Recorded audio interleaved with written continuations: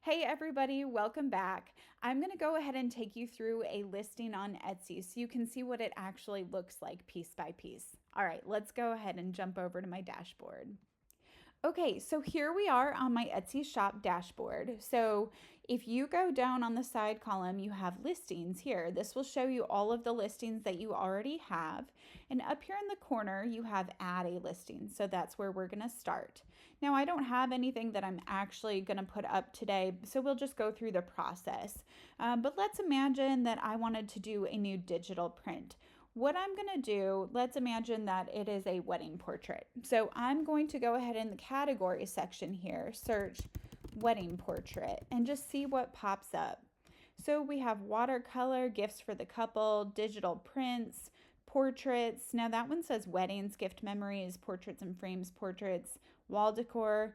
You basically want to find whatever is the most specific in here. So I'm going to go ahead with the one that says weddings, gifts and mementos, portraits and frames, and portraits. I think this is going to give the most specificity with what I'm looking for. It also puts me in 4 different categories instead of just 3. So I'm going to choose my category. Did it click here?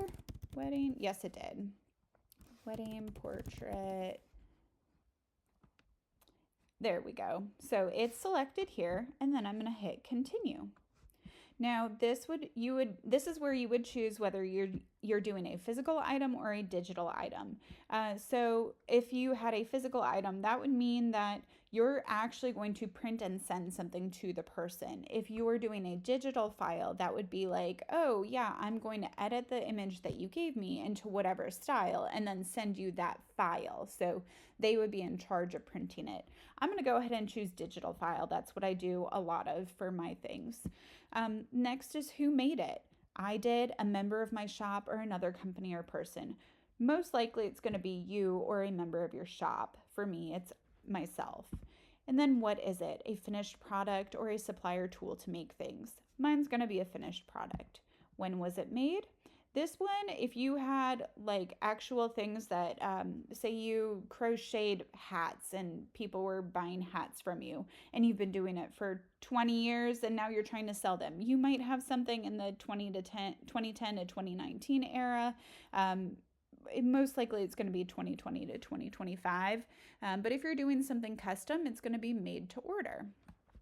Now, for digital content, this does give you an opportunity to say whether there's an AI generator involved. So that's not going to ding you on Etsy. It's not going to change how you're shown at this point, but it does let people know, like, hey, an AI generator was used with this. Now, that doesn't mean that it was entirely used. A lot of people are using AI for components of it and then configuring everything on their own or putting together things. I use that for some of my clip art stuff that I then turn into designs. I might make them into SVGs. I might edit them and then put it onto a t-shirt or, kind of work it from there. But the AI will often give me a base to work from. So that might be the case. With these portraits, they would be created by me. And then we hit continue. Title, we talked about this in my other video, but this is the first thing that somebody sees, and you really have to sell your item here. You want to make it very clear as to what your person is getting. So you want to make sure you're using a long tail keyword. You want to make sure that it's your more important words are first and that it's very human. So I would type in, custom wedding portrait for, let's see, custom wedding portrait. Maybe it's a watercolor. So maybe I would even put that first. So watercolor wedding portrait. And then I'd put in a little divider here just to help the viewer's eye know that this is a separate sentence or thought.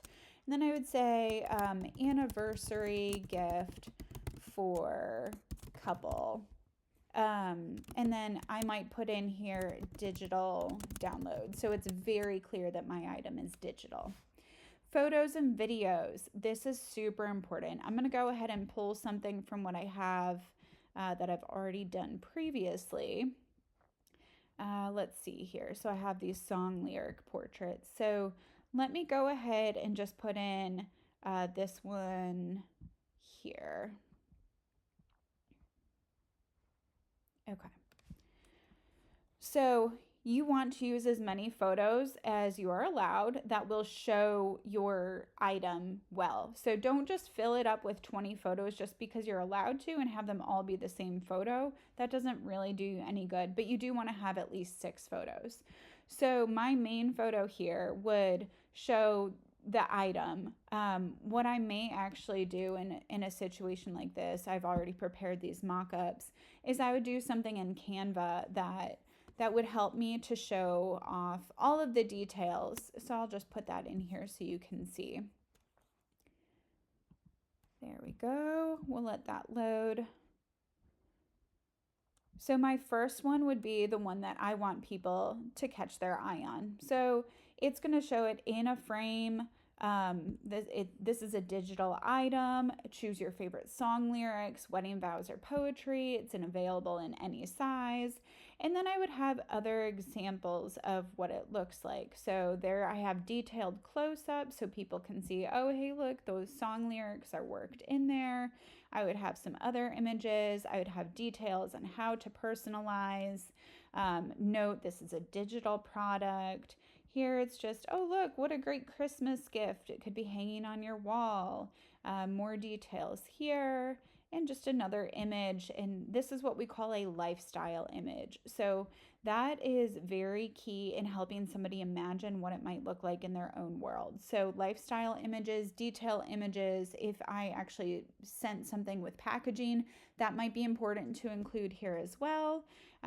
But then in this area, I talked about this in my other video as well. This is where you're going to add alternate text. So if you click on one of the images and then scroll down, there's an alternate text area here. I would highly recommend at least copy and pasting your item title into that, but you might jot down another few extra phrases or details that might be applicable, but this will help your item come up in search engine optimization such as Google. All right. Here you can adjust the thumbnail. So if your main picture is really wide, it may not actually show up with something that your viewer can see easily. So let's just imagine it was a really big file and it was zoomed in like that. Nobody is going to click on this because they don't see what it looks like. Same thing, like if it was just that, it doesn't really give all the details. So you want to make sure that your main photo is framed the way that you want it to be framed. So you can adjust that and then apply. In the description, this is where you're going to keep some attention-grabbing sentences. You're going to list what's included. You're going to list any personalization or customization options, and then any other details, frequently asked questions. If you have something such as clip art, here's where you might want to put in, hey, this can be used for personal and commercial use, or this is personal use only. Make sure everything and all the expectations are crystal clear in this section. You may also want to put in a call to action. So purchase now and I'll start creating this for you. Something like that would be really helpful. The personalization section is where you can give instructions for buyers to give instructions back to you. So here on my wedding portrait, I would want to at least know, their date. So please list wedding date, and I could put that as optional. If you put a name on it, say you had something that was monogrammed, you might say list initials in order you want them to appear. Monograms are super confusing for some people. You might want to do like left initial, center initial, and then right initial. So people can see that that's, it's very clear. The key is that everything has to be super, super clear for your customers so they are happy with what you get. Character limit. So if you have something for like, mine has song lyrics. So here I would put in song lyrics and artist so that I know who it is. Then I can search for it. But that 256 character limit might not work so well if they're typing in their own wedding vows. So in that case, I may have to say, okay, I'm going to go ahead and give you 1,024 characters, which is the max. Personalization for something like my wedding portrait really cannot be optional, but for other items it is. So, you're selling a handmade necklace, and it's a heart. Well, it's a heart and it's always going to be a heart, and that's all you offer, then personalization is not necessary here. Price and inventory comes next. Now, we talked about this in the other video as well. You want to make sure that you are pricing in the middle of the road. So you do not want to be the low baller and you do not want to be the high roller. You want to be right in the center. So do your research. Go on to Etsy and look for similar items and see what people are pricing them at. Make sure that you're in the middle of that and that you're accounting for any sales that you are going to run. So even if everybody is listed at $50 for an item, but they're all running 50% off sales, that does not mean that you should list your item for $50 and not run sales and expect to get people buying your item. You want to make sure that you're priced accordingly. So you might say, okay, I'm going to be $50, but I'm going to also run a 50% off sale regularly. And then you're going to show up where everybody else is. Quantity. Now, if you have it wants me to fill it in, so I'm just going to put a number there. Quantity. So if you are going to do a custom order that is going to take you substantial time, I highly recommend not putting your max quantity as 999. That is the max that Etsy will allow. But if you have a digital item or something that somebody can buy and you don't have to do extra work to go ship it and all of that, maybe you do want to do 999 so you don't have to keep going in and recharging your quantity. So for something like what I have here, I would probably do 20 and just see how that goes first. Variations for digital items don't happen, but if you were doing like a print-on-demand t-shirt or something like that, that may be like, oh, you have different color options or different size options, that sort of a thing. So they would show up there and you can go through and fill out all the things. All right, into the details here. Attributes are super important. This is where you have more opportunities to get more visibility. So fill out as many attributes as you possibly can for your listing item. Materials. So if I had a t-shirt, I would put cotton in here, and maybe it's cotton and polyester blend. So I would put polyester as a second item. This is a very strange thing now, but it would show up cotton and polyester. Primary color, for my wedding portrait, it's going to be black and white. So I'd type in black and white. For the occasion, this would be best for like an anniversary gift. That's what I imagine it to be. So in my options here, it shows anniversary, bachelor party, bachelorette, bridal shower, engagement, wedding. The most applicable would be anniversary. So something like a t-shirt, like a fun t-shirt might be a birthday gift. Or if you're doing bachelorette t-shirts where it's like bride and like crazy friend of the bride and whoever, those would be, you'd do different occasions for that. Holidays, depending on what you're listing, there are going to be different holidays available for you. So Christmas is coming up. I would put Christmas for this. And always click on the show all attributes so you see all the possibilities. Themes, again, all of these different categories that you've selected up here, like I'm in the wedding portraits category, they all have different things. So if I changed my category to t-shirt, let's just click that. All of my attributes are going to be different. So show all. So we've got size, sustainability, fabric pattern, sleeve length, neckline, clothing style, graphics. So all of that adjusts. So you'll just do whatever works for you.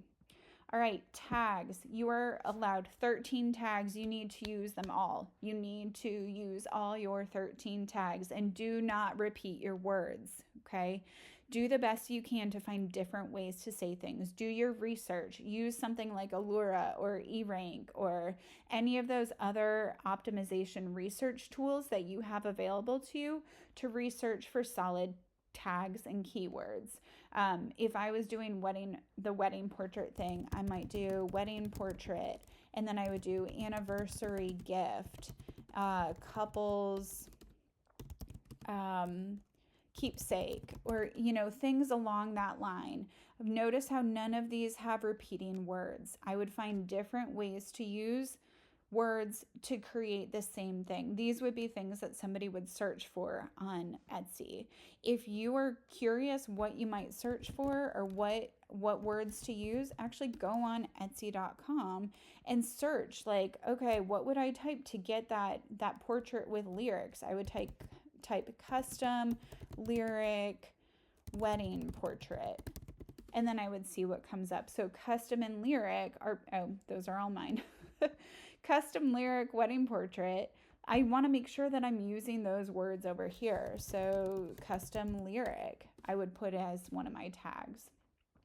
Materials are the same thing. So they allow you to use 13 materials. Now, for some of the digital things, you may not use all of those, but I might do like JPEG and PNG and, digital download, custom wedding portrait, something like that. Anything that would help your buyer know what is involved.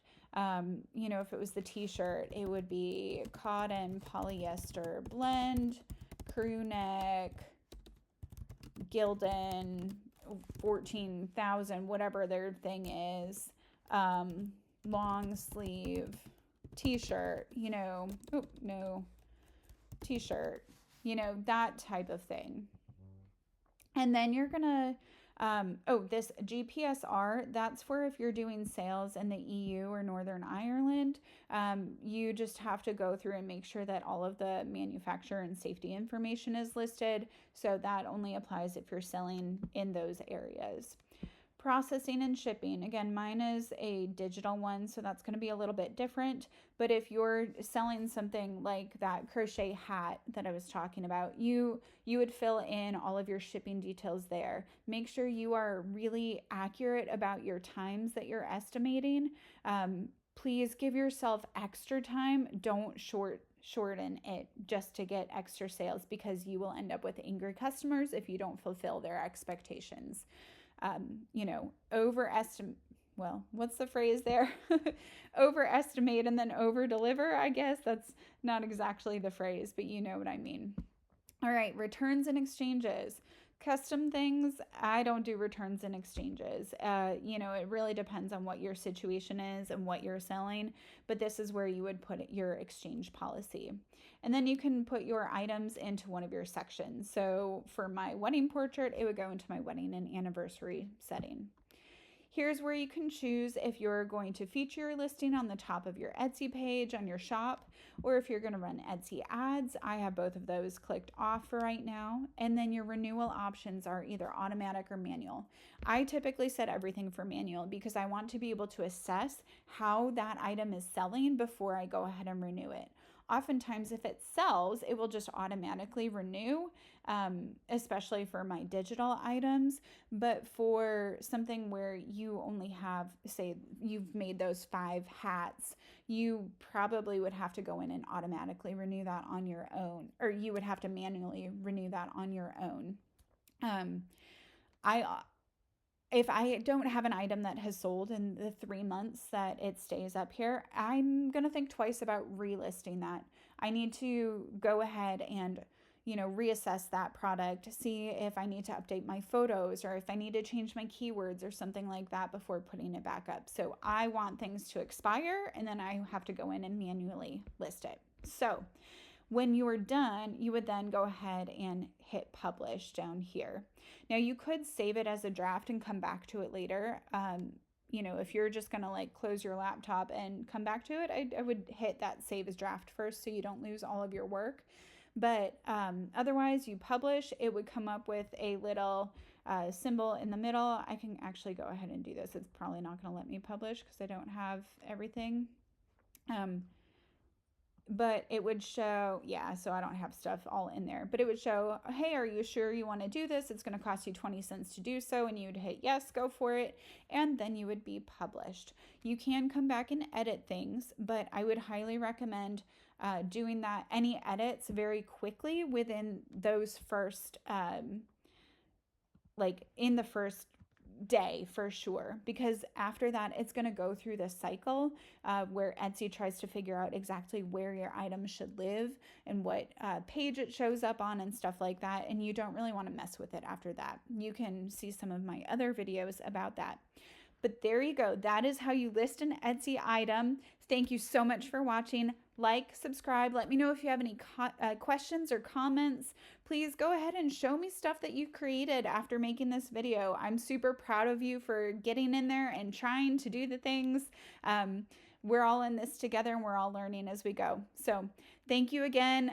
Watch any of my other videos and let me know what else you'd like to see on here. All right. Have a great day, guys. Bye.